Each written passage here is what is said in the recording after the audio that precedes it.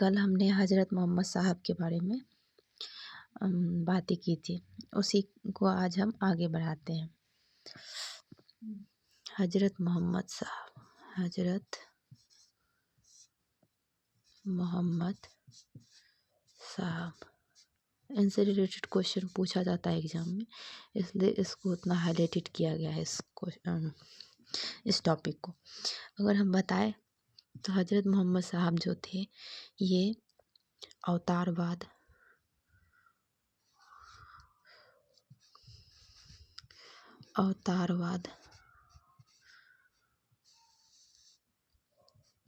जाति प्रथा,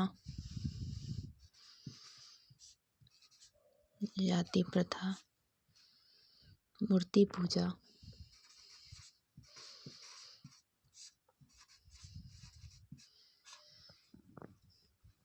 के विरोधी थे।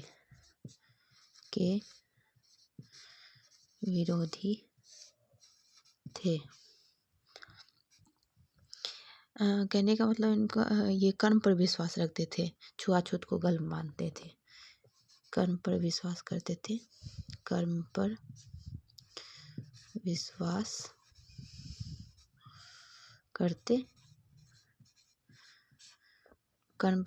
करते थे और छुआछूत को गलत मानते थे। छुआछूत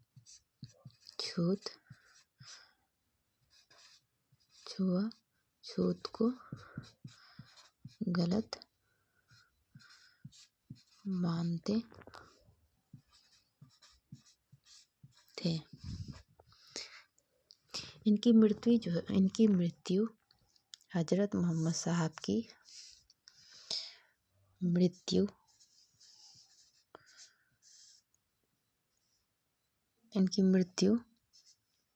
8 जून 632 में हो गई। अब इसके बाद जब इनकी मृत्यु हो जाती है तो इसके बाद इस्लाम को आगे बढ़ाया जाता है कुछ खलीफाओं के द्वारा। इनके बाद कुछ खलीफा आते हैं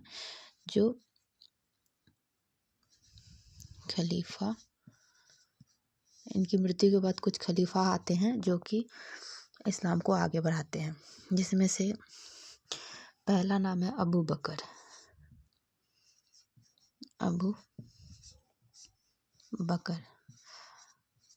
अगर हम अबू बकर की बात करते हैं तो इनका जो टाइम पीरियड था 632 से, इनका मृत्यु हुआ 632 में। इसके बाद खलीफा में अबू बकर बैठे 632 से लेकर 34, मतलब 2 साल के लगभग। अगर इनके बारे में इनके कुछ मेन पॉइंट की बात किया जाए तो इन्होंने 11 सैनिकों के दल का गठन किया था। 11 सैनिकों के दल का गठन 11 सैनिकों के दल का गठन किया। इसके बाद वेंजेटाइन साम्राज्य पर आक्रमण किया। वेंजेटाइन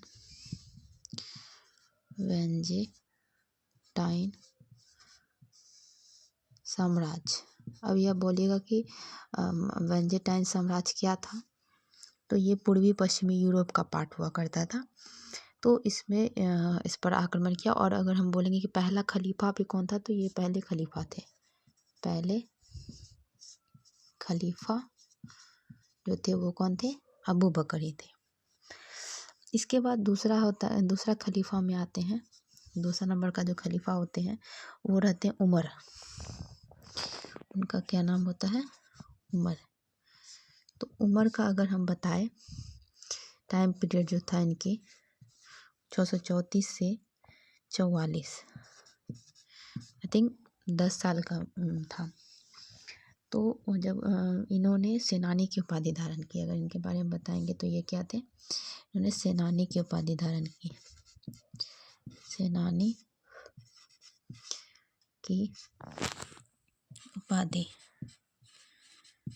की उपाधि धारण की, है ना। इसके बाद अगर हम बताएं उमर के बारे में तो इसने सीरिया पर विजय प्राप्त किया। सीरिया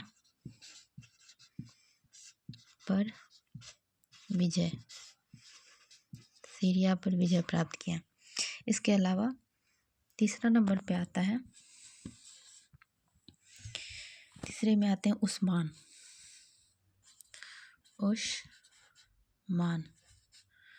उस्मान का जो टाइम पीरियड था वो था 644 से 56 उस्मान का था। और ये जो खलीफा बने थे 70 की उम्र में, 70 की उम्र में खलीफा बने। ये 70 उम्र में खलीफा, और नमाज पढ़ते समय इनकी मृत्यु हो जाती है। इनकी मृत्यु जो है नमाज पढ़ते वक्त मृत्यु हो जाती है इनकी। इसके बाद चौथा आता है हमारा, चौथा खलीफा जो थे उनका नाम था अली। चौथा जो थे उनका नाम था अली। अली कौन थे? अली जो थे वो हजरत मोहम्मद के कौन थे? दामाद। तो अली आते हैं और अली की मृत्यु जो है, इनकी मृत्यु हो जाती है 661 ईस्वी में। फिर इनके बाद इनका बेटा बनता है खलीफा हुसैन। इनके बाद इनका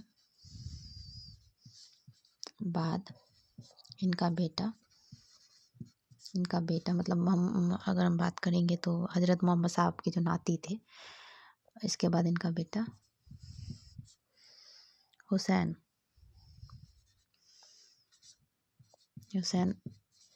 खलीफा के पद पे बैठते हैं। हुसैन खलीफा के पद पर बैठते हैं। ठीक है, ये बैठते हैं। अब अगर हम बात करते हैं तो सऊदी अरेबिया का जो पार्ट था, जहाँ पे ये बातें हो रही है, तो सऊदी अरेबिया का जो पार्ट था वो 2 पार्ट में बढ़ जाता है। सऊदी अरेबिया जो था, सऊदी अरब, ये 2 पार्ट में बढ़ जाता है। 2 पार्ट में बढ़ जाता है। एक होता है कूफा और दूसरा होता है मक्का मदीना।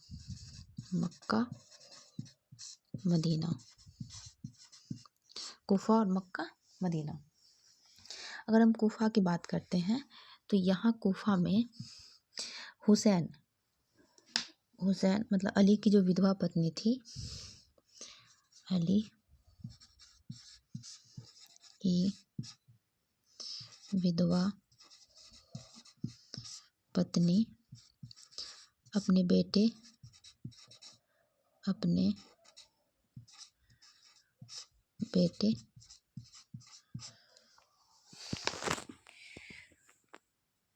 उनकी पत्नी जो थी, पत्नी का नाम क्या था? उनकी विधवा पत्नी का नाम फातिमा बेगम था। पत्नी का नाम क्या था? फातिमा बेगम। वो अपने बेटे हुसैन के साथ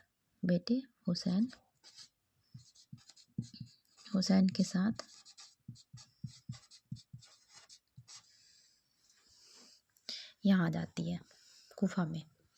और यहाँ मक्का मदीना में ईसाइयों ने अपने समर्थन में एक खलीफा बना रखा था। ईसाइयों के समर्थन से बना खलीफा, ईसाइयों के द्वारा बनाया गया खलीफा, जिसका क्या नाम था? याजीद